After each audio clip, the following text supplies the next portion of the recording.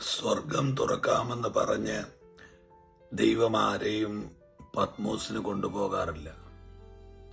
പത്മോസിൽ വലിയ protection തരാമെന്നുള്ള offer കൊടുത്തിട്ട് ദൈവം ആരെയും പത്മോസുകളിലേക്ക് കൊണ്ടുപോകാറില്ല.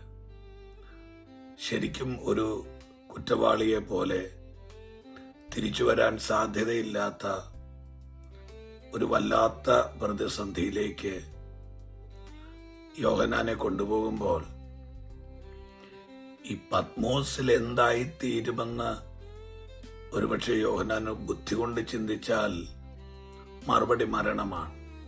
പത്മോസിലെ പ്രതിസന്ധികൾക്കകത്ത് വീണ് ശരീരം കഴുകൻ കൊത്തിപ്പറിച്ച് അല്ലെങ്കിൽ ആ ദ്വീപിൽ കടന്ന് തകർന്ന് ഇല്ലാതെയാകുന്ന കുറെ സ്വപ്നങ്ങൾ ആ മനുഷ്യനെ കാണാൻ പറ്റും. പക്ഷേ പത്മോസിൽ യോഹന്നാൻ ആത്മവിവശനായി പരിശുദ്ധാത്മാവിനാൽ താൻ നിറയപ്പെട്ടു.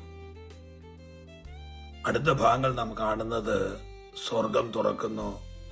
സപ്തവർണ്ണനകളോടെ ആരൂഢനായ ക്രിസ്തു യോഹന്നാന്റെ മുൻപിലേക്ക് ഇറങ്ങിയിട്ട് അസാധാരണമായ വെളിപ്പാടിന്റെ കലവറകൾ യോഹന്നാന്റെ മുമ്പിൽ തുറക്കുകയാണ്.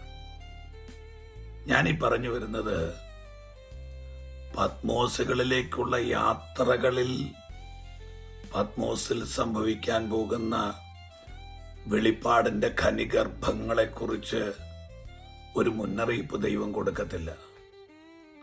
സത്യത്തിൽ ഒരു തടവുപുള്ളിയെ പോലെയോ കുറ്റവാളിയെ പോലെയോ മരിക്കാൻ പോകുന്ന ആളെ പോലെയോ ഒക്കെയാണ് യോഹന്നാന് പത്മോസിലേക്ക് പോകേണ്ടി വരുന്നത്. പക്ഷേ ഈ പത്മോസിന്റെ ഈ മരണത്തിന്റെ ക്ലൈമറ്റ് ദൈവം അങ്ങ് തിരിക്കുകയാണ്. അത് പിന്നെ വെളിപ്പാടിന്റെ ഒരു ഏരിയയാക്കി. പ്രിയപ്പെട്ടവരെ, ഈ പത്മോസ് പോലെ എല്ലാം ഇവിടം കൊണ്ട് അവസാനിച്ചെന്ന് പറഞ്ഞ് നമ്മുടെ ജീവിതത്തിൽ ഓപ്പറേറ്റ് ചെയ്യുന്ന ചില സീസണുകളെ അത് പിടിച്ച് തിരിക്കാൻ നമ്മുടെ ദൈവത്തിന്റെ ആത്മാവിന് കഴിയും. അത് ഭൂമിയുള്ള കാലത്തോളം മറക്കാത്ത പ്രവചനങ്ങളാക്കി, ശുശ്രൂഷകളാക്കി. Praise Lord. നമുക്ക് അങ്ങനെ പ്രാർത്ഥിക്കാം. പത്മോസുകൾ തകർച്ചകളാണെന്ന് വിചാരിക്കാതിരിക്കാം. അത് വെളിപ്പാടിന്റെ വാതിലുകളാണെന്ന് വിശ്വസിക്കാം. May God bless you.